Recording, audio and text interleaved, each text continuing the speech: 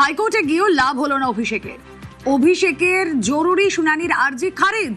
বিধানসভায় সই জালিয়াতি মামলায় সিআইডির নোটিশ, জরুরি ভিত্তিতে মামলা শোনার আর্জি। কথা বলবো, অর্ণব হাজরা রয়েছেন সঙ্গে। অর্ণব, দেখো, গ্রীষ্ম অবকাশকালীন বেঞ্চে অভিষেক বন্দ্যোপাধ্যায় মামলা করেছিলেন এবং সইজাল কাণ্ডে বিধায়কদের, সেখানে অভিষেক বন্দ্যোপাধ্যায়কে নোটিশ ধরায় সিআইডি। সেই নোটিশকে চ্যালেঞ্জ করি তার মামলা ছিল এবং ক্রিমিনাল বেঞ্চে এই মামলা তিনি করেছিলেন। মূল বিষয়টা হচ্ছে তাকে গ্রেপ্তারের মতো কোনো কড়া পদক্ষেপ যাতে সিআইডি না করে সেই প্রোটেকশনটা দিক কলকাতা হাইকোর্ট এই আবেদন। ভ্যাকেশন বেঞ্চে মামলা করলো, আজ রেগুলার বেঞ্চে সেই মামলাটি শুনানির জন্য লিস্টিং অর্থাৎ বিচার্য মামলা তালিকায় জায়গা না পাওয়ায় অভিষেক বন্দ্যোপাধ্যায়ের তরফে আইনজীবী সিনিয়র অ্যাডভোকেট কল্যাণ বন্দ্যোপাধ্যায় তিনি বিষয়টি দৃষ্টি আকর্ষণ করেন বিচারপতি কৌশিক চন্দ্র বেঞ্চে। বিচারপতি কৌশিক চন্দ্র স্পষ্ট জানান যে বিচার্য মামলার তালিকা আজকে তালিকাভুক্ত হয়েছে সেখানে নতুন করে জরুরি ভিত্তিতে কোনো মামলা সংযুক্ত করার মতো পরিস্থিতি তার নেই, কারণ মামলার যে আধিক্য রয়েছে এই মুহূর্তে সময় দিতে পারা যাচ্ছে না। একই সঙ্গে সরকারি আইনজীবী তাদেরও উপস্থিতি আজকে ছিল না যে এই বিষয়টি নিয়ে জরুরি ভিত্তিতে কিছু করা যায়। শুক্রবার দিন, অর্থাৎ আজ নয়, কাল নয়, শুক্রবার দিন সম্ভাবনা হলেও হতে পারে এরকম একটা মৌখিক প্রতিশ্রুতি বিচারপতি কৌশিক চন্দ্র দিয়েছেন। কাজেই শুক্রবার পর্যন্ত অভিষেক বন্দ্যোপাধ্যায় সইজাল কাণ্ডে সিআইডির করা যে মামলা সেই মামলা নোটিশের ভিত্তিতে যদি হাজির না হন সেক্ষেত্রে কোনোরকম রক্ষা কবচ তিনি আজ অর্থাৎ বুধবারও জোগাড় করতে ব্যর্থ হলেন তার আইনজীবীদের মাধ্যমে। ওকে, এবার খুলছে মেসি ফাইলস।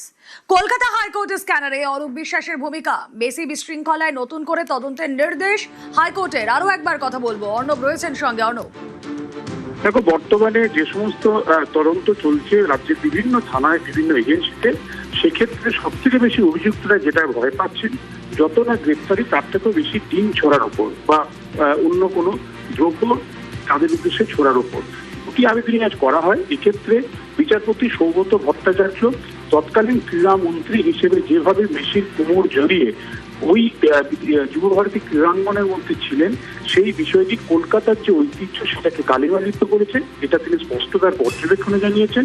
এবং এটাও তিনি জানিয়েছেন মেসি তিনি একজন তারকা, সেই তারকা নিশ্চয়ই কোনো ছোটবেলার বা ছেলেবেলার বন্ধু ছিলেন না এক্ষেত্রে অরূপ বিশ্বাস।